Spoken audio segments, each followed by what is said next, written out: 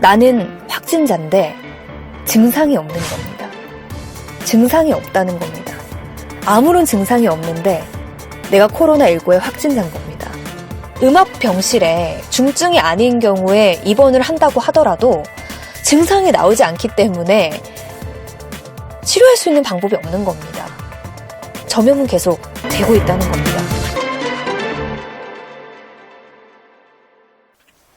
네, 여러분 안녕하세요. 저는 KBS 라디오 굿모닝 부산을 통해서 현재 코로나19 관련된 소식 계속해서 전해드리고 있는 재현아 리포터입니다. 정말 오랜만에 카메라를 켰는데요.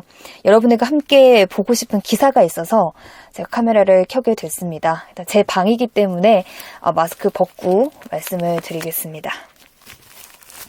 네, 먼저 보건당국과 감염병 전문가들은 이번 주가 코로나19의 확산세를 막을 수 있는 골든타임이라고 보고 있습니다. 어제 문재인 대통령도 대구 지역 방문한 걸로 알고 있는데요. 지금 시간은 정확히 말하자면 2월 26일입니다. 현재를 기준으로 부산의 확진자는 어제 5시 기준 51명이고요. 좀 더 분석을 해보면 온천교회 23명, 신천지 관련 4명, 입원 확진자 관련 4명, 대구 관련 6명, 기타 14명으로 추가 확진자 수는 13명입니다.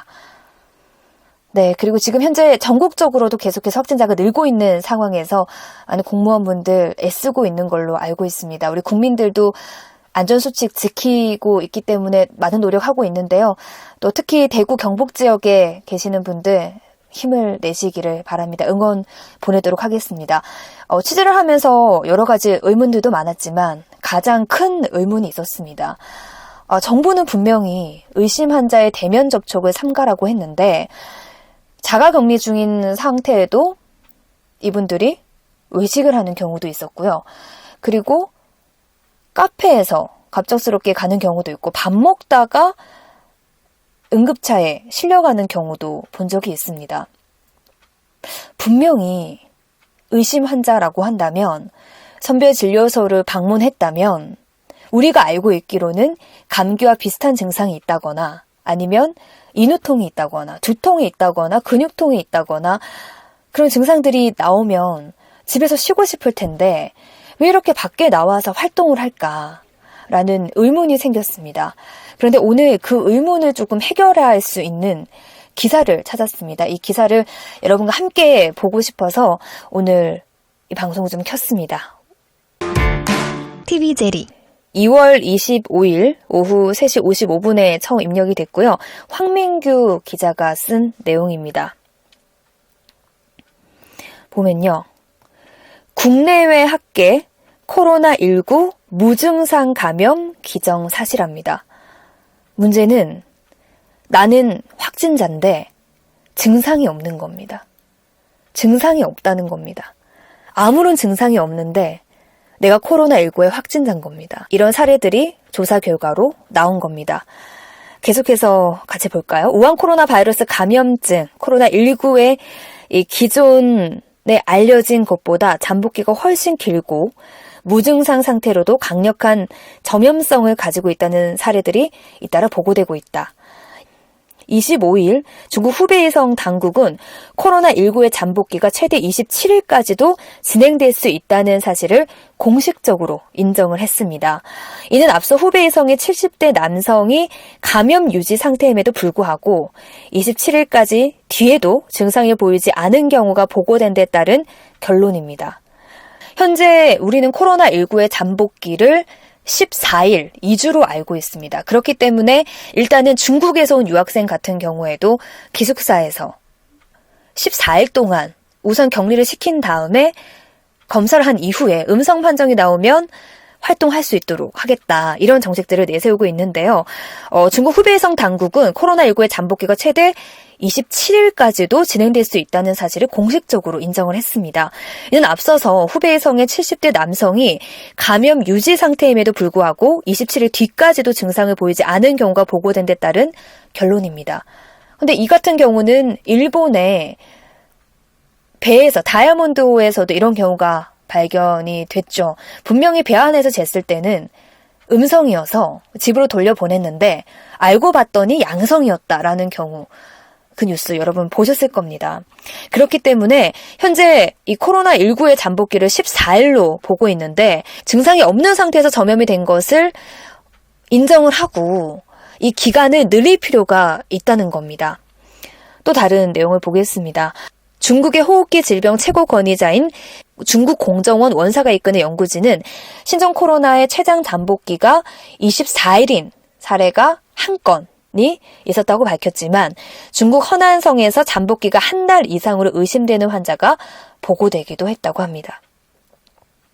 국내에서는 WTO가 발표한 14일을 공식적으로 가정을 하고 있지만 이 잠복기가 한 달로도 늘어날 수 있다는 겁니다. 문제는 무증상으로 한 달 동안 이뤄질 수 있다는 겁니다. 그렇다면 내가 모르는 상태에서 내 주변에 있는 사람들에게 한 달 동안 이 바이러스를 퍼뜨릴 수 있다는 겁니다. 너무 무서운 일 아닌가요, 여러분?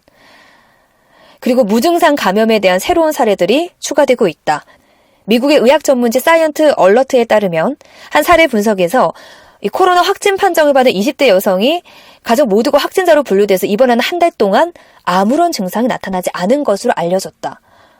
그렇기 때문에 음압병실에 중증이 아닌 경우에 입원을 한다고 하더라도 증상이 나오지 않기 때문에 치료할 수 있는 방법이 없는 겁니다. 예를 들면 지금 같은 경우는 머리가 아프다라고 하면 해열제를 주기도 하고요. 목이 아프다고 하면 인후통에 관련된 약을 하고 기침이 나면 기침약을 넣고 하는데 증상이 없으니까 어떻게 치료를 해야 되는지조차 백신이 있다면 백신을 그대로 투여를 하면 되겠지만 증상이 없기 때문에 치료를 할 수 있는 방법도 없으면서 전염은 계속 되고 있다는 겁니다. 국내 의료계에서도 이런 코로나의 강력한 전파력을 이야기는 해왔다고 합니다. 국립중앙의료원 신종감염병 중앙임상위원회는 지난 20일 무증상 감염과 전파를 정부가 인정하고 방역체계에 반영해야 한다라고 요구한 바가 있습니다. 우리 부산 같은 경우도 앞서 말씀드린 것처럼 온천교회 확진자가 23명입니다. 70% 이상이 30대 이하의 청년인데요. 이 같은 경우에는 무증상이 나타날 수도 있습니다. 그러면 전수조사를 해서 모두 검사를 받아서 확진이 된 경우는 정말 다행이라고 볼 수 있는데요. 만약 가족, 2차 감염이나 폐쇄된 공간에서 내가 모르는 사람에 의해서 감염이 됐는데 증상이 없다. 그러면 나는 무증상 상태에서 아프지 않은 상태에서 나도 모르게 내 가족들에게 이 코로나19의 감염을 전파할 수 있다는 겁니다. 그래서 지금이라도 이런 중국의 사례가 나온 만큼 우리 정부에서도 잠복기를 한 달 이상으로 늘리는 새로운 방역 체계를 해야 할 필요성이 있고요. 그리고 우리들도 증상이 없다고 무조건 안심할 것이 아니라 골든타임으로 정한 이 시간만큼은 최대한 대면 접촉을 삼가고 마스크 착용을 꼭 할 수 있는, 충분히 의심할 수 있는 사례이기 때문에 그런 조치가 필요하지 않을까라는 생각이 듭니다. TV제리. 또 한 가지 우려되는 부분도 있습니다. 바로 바이러스의 변이입니다. 의학계에서 말하고 있는 코로나의 특징, 기온이 올라가면 이 바이러스의 힘이 약해진다라고 알고 있는데요. 일각에서는 이 코로나가 확산을 거치면서 계속해서 변화한다는 겁니다. 네. 장항준 내과 전문의는 최근 학계에서 코로나19 사망자들의 폐에서 검출된 유전자 염기 서열 정보가 번식을 거칠수록 1에서 2%씩 달라진다는 점에 주목을 하고 있다.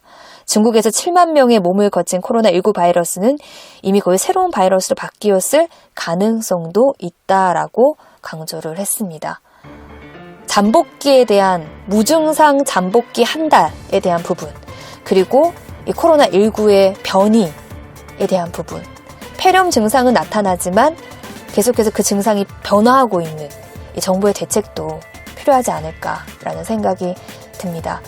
매번 마스크 차고 다닌다고 많이 답답하실 텐데요. 저도 답답하지만 이럴 때일수록 다 같이 힘을 모아서 이 어려움을 극복해내야 되지 않을까라는 마음으로 지금 대면 접촉을 최대한 하지 않은 채 취재를 해서 방송을 전하고 있습니다.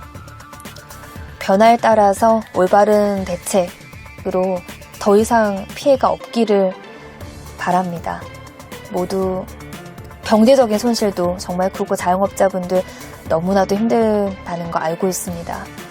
모두 힘내시기 바랍니다. 지금까지 재현아 리포터였습니다. 고맙습니다.